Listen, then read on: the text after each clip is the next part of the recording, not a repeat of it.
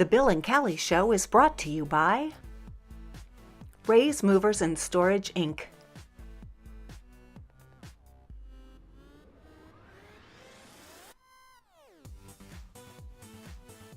And Tiger Plumbing.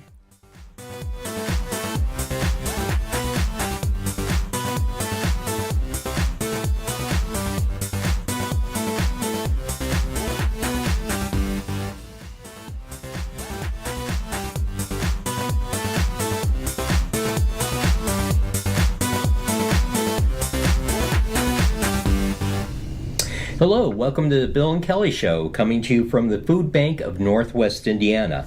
With us, we have Steve Beekman, who is the Executive Director, and also Emily Cutka, that is the Director of Community Partnerships. Welcome to our show. Thank you for having us. And I tell you, Kelly and I are excited to be here because this is one of our passionate things that help the community and help people, particularly that need help in the community, that are going through some difficult times. So why don't you tell us a bit about the history of Food Bank and how it came to be, and then forward how this beautiful building came to be. Absolutely, yeah. So our nonprofit organization was created in 1982, and food banking in general, the concept started in the late 60s, early 70s in Phoenix, Arizona, where the concept was created, and it was such a great idea of how a nonprofit can function in the way that we do, that it spread all across the country. And a lot of food banks was created around 1982, 1983. Same with our organization. So we're actually now a member of Feeding America, which is the nation's largest hunger relief organization that has 200 food banks that are members of Feeding America. And so our service area specifically is Lake and Porter County, and we've been fighting hunger since 1982. So serving people that are struggling with food insecurity and poverty, and we've been doing it very successfully for those many years. And so where was it located before this new building? I mean, it's a renovated building, but it's just like new. I mean, we saw it from the out, and we can't wait for you guys to see it. Yeah. So where were you before this building? Yeah, so actually we started in 1982. It was actually a Lazy Boy furniture store that closed down. That was our very first location. I can't even tell you where it was. It was in Lake County somewhere. And then from there, in 1992, a farmer donated his farm to the Food Bank of Northwest Indiana, and we resided there for about 15 years, 16 years. That was right off 35th Avenue in Grant in Gary, behind the old Village Center, which most people can know where that location is. Yeah. And that was a barn that was converted into a food bank, so we didn't have docks. We didn't have enough space. It was about 12,000 square foot, and we provided about 4.2 million meals out of that barn last year. And then we did a capital campaign. We announced it about a year ago, and just this past July, we're able to move over. And then now we're in a much larger facility, about 77,000 square foot facility, where we can accept all donated product, and we can do so much more with this as it relates to food insecurity and people that are struggling to make ends meet. And that's what next Thursday is about, is the ribbon cutting, to let the community know where we are and what we're doing, and to share what impact we're making with the community. And so what date is that, the ribbon cutting? It's Thursday, May 16th. At 9 a.m. We're wanting people to come in. It's about a 30-minute presentation, and then we kind of do an open house tour of the facility. And as I've given a lot of tours, people always leave with a different perspective of what we do and how we do it. So I welcome the community to come see the ribbon cutting. And it's exciting. I think a year ago tomorrow was when we announced the capital campaign. So folks that maybe came out then can come back and see all of the things that have changed, all of the improvements we've made, new buildings, new growth, new programming, and then see where we're still headed. So it's really great timing. It's very exciting. Yeah, we'd like to talk to you at some time about the LEAF partnership program, because that seems like a neat way for folks contribute. Besides what people are about to see here, talk about some of the future initiatives of the food bank. For instance, like the community kitchen and the Pay It Forward Cafe and Nutritional Education Center and the community garden. Yeah, one thing that we know and we've learned both just from our experience and from being part of the Feeding America Network is that it takes a lot more than just food to end hunger. We're always going to have emergency food service. There's kids, there's seniors, there's folks who really do need that emergency food. They really need help getting out of their immediate circumstances. But people still want to work. They still want to do better for themselves and take care of their families. It's just really hard.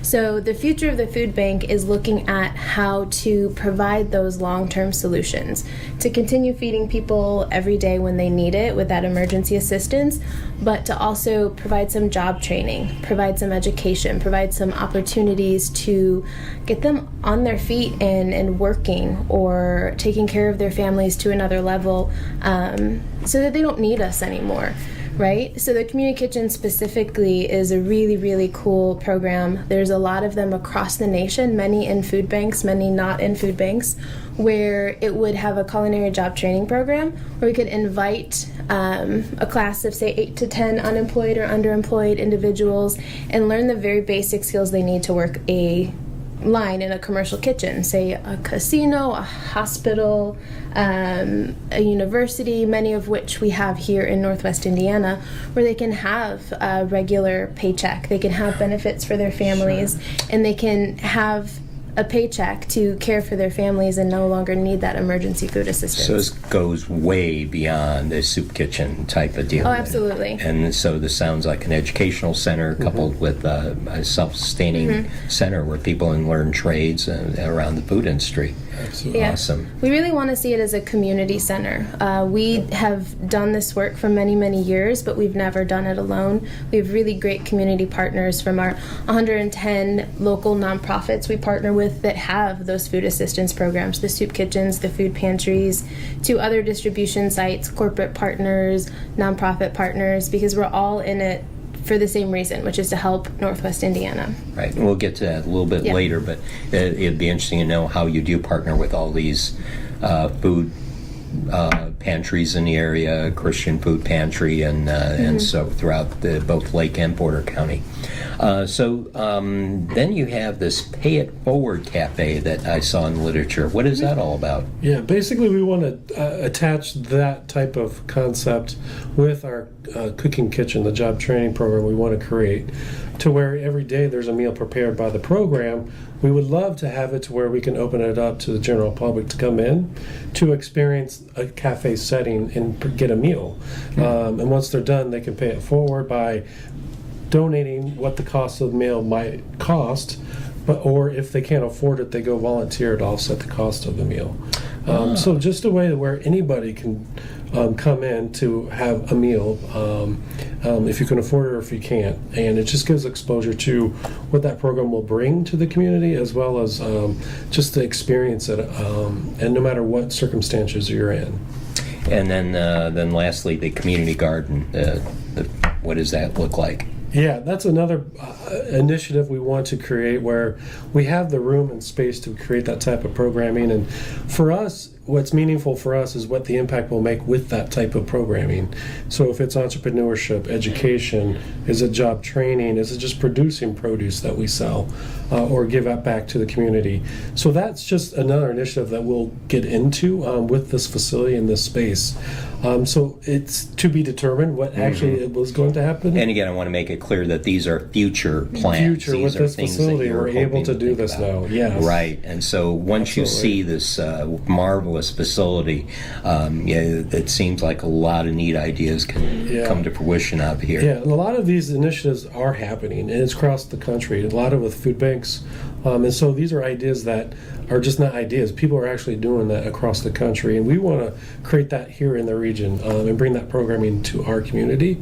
And we want to partner with all different types of people in our community to make that happen. It's just not a food bank initiative, it's a community initiative. So we want partners in these programs to make it happen. So if there are restaurateurs out there or people who own businesses that want to get involved in helping with this, or just the general public who might want to volunteer or donate or has time to spare to come out here and help, how do they go about doing that? Well, I gave you my card, right? Well, yes. But And we'll make sure your contact information is up there. They are welcome to come in for a tour, first of all. 6490 Broadway in Merrillville. We welcome people to just come in, see the space. Whether Steve's busy, he'll call me, or we'll call any of our staff members. We love giving tours, planned or unplanned. Visiting our website, foodbanknwi.org, is also a really great place to start, to find information, to learn kind of the very basics about these initiatives, what we're already doing, what we can do in the future, and see where someone else's passion or interest might fit. Through that, you can find donation opportunities, you can find volunteer opportunities. It really is endless. And if it's not something on the website that you see, pick up the phone and call, and we'll work with people to make sure that if you want to be involved, you will be involved. That's awesome. And we'll talk a little bit more about some of those things. So your partners, I saw that Strax is one of your partners. What better sense does that make? One of the larger food distributors in the area. So talk about some of your other partners and how someone can get involved. They just go to the website, or is there an interview process involved, or how does that happen? Yeah, we have a lot of partners. I think that's one of our strengths as a nonprofit in our region, is just with not even our supporters with like the donated product, like the Strax, the Walmarts, the Jewels, but also just people that want to volunteer and give back. We have a lot of supporters that way as well. We have about 2,600 volunteers that come through our doors every year to help us with our food distribution. Again, we do about 4.2 million meals, and we only have a staff of 24, so we can't do that alone. Wow. We depend on volunteers, and we have a great army of volunteers that really help us with that. And we do rely on local supporters. If it's local foundations, if it's individual donors, if it's donating their time or their money, we depend on that. Majority of all of our funds come in is from local donors and supporters, local foundations, and it stays here in Northwest Indiana. And we have a lot of volunteer supporters as well, which we depend on, but it's not enough. We need to do more. We just mentioned some partners.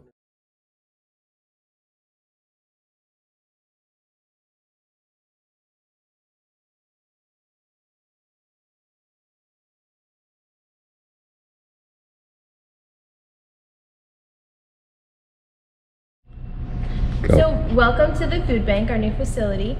Every year the Food Bank distributes about 4.5 million meals into the community to ensure that the kids, adults, seniors that are struggling to put food on the table have access to the food that they really need to learn and grow and thrive the way everybody should. We do that in a number of ways, which we'll kind of walk through and show you about today. So this is an example of a senior box. We serve about 1,300 seniors every month through our senior program. It's CSFP, which is a fancy USDA terminology for Commodity Supplemental Food Program, but really people will just see it as a senior box. So we know that Indiana is 8th in the country for senior hunger. That means here in Northwest Indiana there's a lot of older adults that are struggling. They're making decisions between purchasing medicine, visiting a doctor, paying for heat, or buying nutritious food.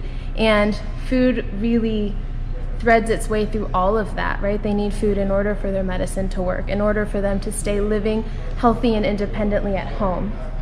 So the Senior Box program is great because it provides that supplementary food for, again, 1,300 seniors every month. It includes shelf-stable milk, fruits, vegetables, juices, grains, cereals, things that older adults can make multiple meals out of. It's delivered as close to their homes as possible, whether it's in a housing authority or a community center or a church that they frequent, to ensure that it gets to those who need it most. So then this is a new piece of the food bank that we built whenever we moved over last year. You don't have to go in, it's a lot of office space where the real work gets done. Our food sourcing team is in there. They work hard every day to get the freshest, healthiest foods into the facility. Our programs team is in there working to ensure that the food that's coming in is getting to the people who need it most. If you want to peek around the corner here, this is our agency entrance.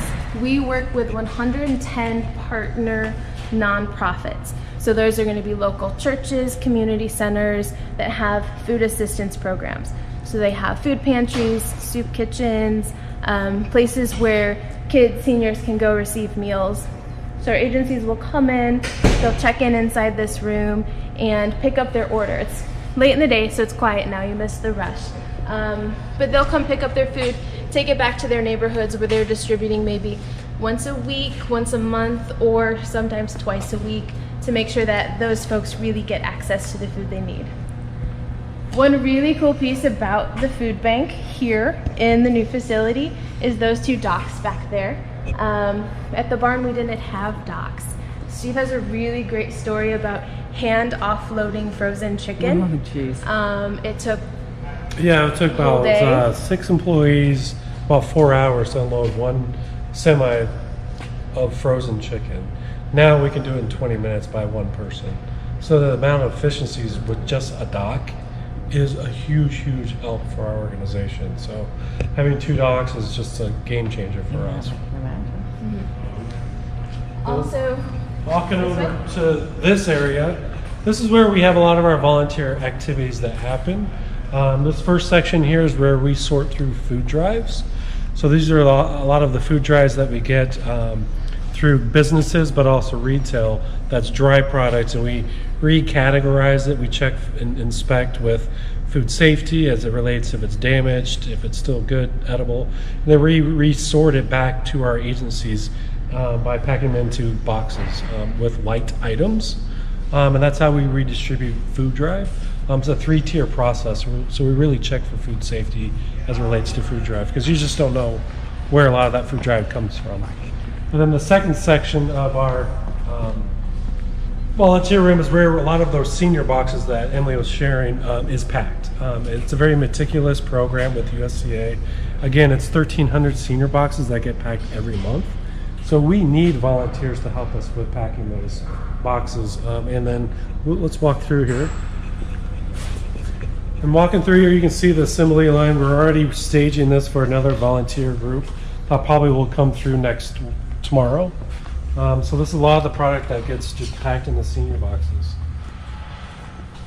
And then the back corner of this volunteer room is where we pack our backpack program for kids. So we partner with about 5 different school districts and provide about 300 to 400 backpacks for kids on Fridays that will have additional meals for the weekend. And so here's a sample of some of the items that will get discreetly handed to them before the weekend by a school counselor or teacher, what have you. So we're very proud of this program, but what we know, it's not enough meals. We know that a lot of these kids are sharing these meals with their parents, who they live with, their siblings. And so we're trying to target more mobile market distributions at these sites, because we know this is not enough for the family. They need more food. So we're targeting more school sites than ever before, which is new to us.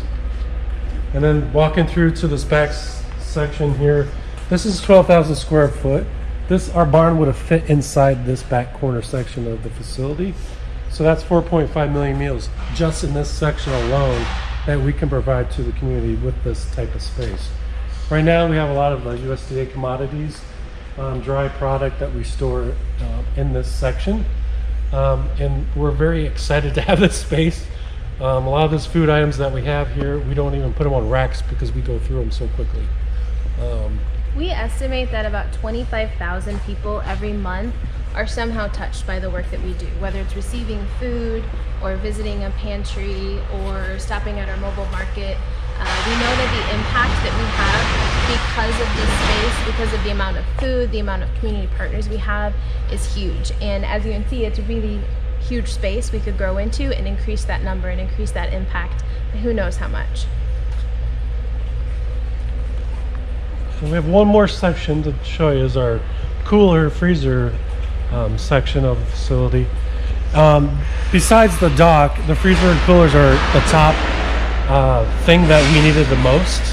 And we're able to create a 5,000 square foot freezer cooler for us to be able to store, obviously, frozen and cooler refrigerated items. As we are busy with docks, we don't mess around. We'll try to walk over quickly. Probably offloading a retail rescue. We work with our local retail partners, about 40 of them, the Walmarts, the Jewels, the Stracks, the Myers, to rescue food that would otherwise go to waste on their shelves and take it back and give it to our agencies or our folks who need it. So our trucks are out every day picking up retail rescue, bringing it back here to be sorted and distributed to agencies. So when we go in here, there's two sections of a cooler. One section is designed to be able to be a little bit warmer so we can keep produce around longer. If it's a little at a warmer temperature, so you'll see two sections of a cooler when we come in.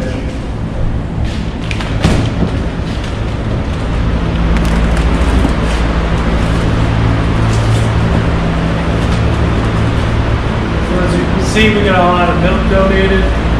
We purchased a lot of food as well. We really try to focus on fresh produce. In this back section here, you'll see possibly a lot of eggs, additional milk that we try to get. A lot of these items don't stay very long. We often go through this very quickly.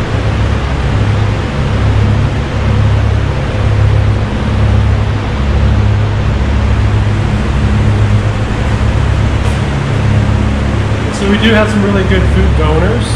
We have a lot of donations of if it's meat, eggs, milk, but we do, again, a lot of the stuff that's hard for us to get is produce and protein, so oftentimes we have to purchase those items.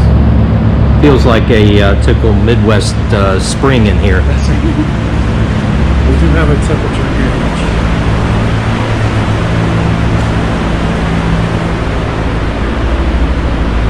And then right next door is our freezer.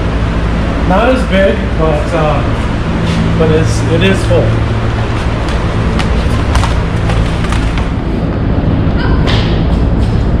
And we'll just peek our head into this. As we don't want to get trapped in here, right? It's a freezer, so it's cold. Watch yourself, it's slippery.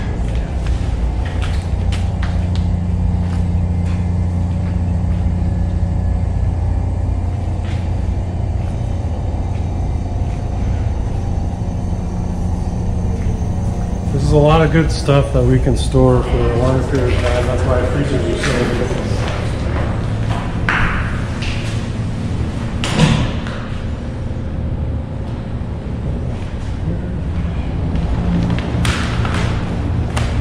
And so that's a lot of the food bank's facility and how we store and how we are able to do a lot of what we do.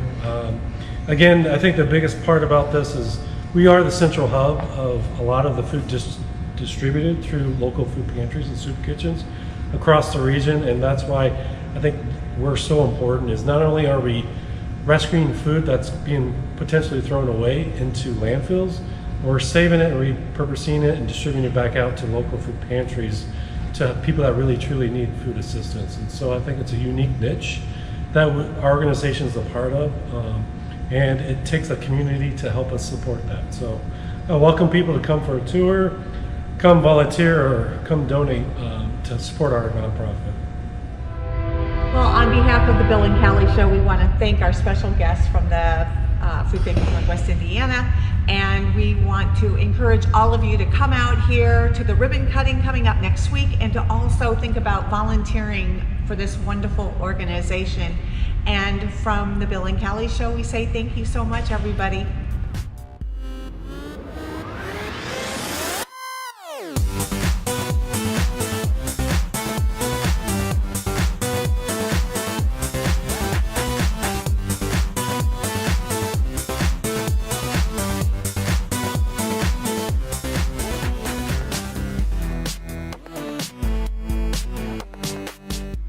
The Bill and Callie Show is brought to you by Ray's Movers and Storage, Inc.